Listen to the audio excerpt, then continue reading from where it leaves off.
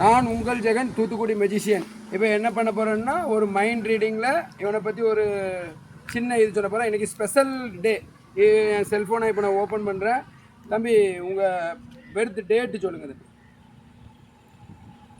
உங்கள் Perth date சொல்லுங்கள். எந்த வருஷம் பிறந்த? 4x5/2007. 7 ஓகேயா? என்ன வந்திருக்கு? 14/126. அதாவது இன்னைக்கு தேதி 14, 1ஆம் மாதம், 26வது வருஷம். ஆமாடா, கரெக்டாக வந்துருச்சுடா. ஓகேயா? இவன் இஷ்டப்பட்ட நம்பர் தான் சொன்னான். ஆனால் இன்னைக்கு டேட்டு, இன்னைக்கு மாதம், இந்த வருஷம் சரியாக வந்துட்டா?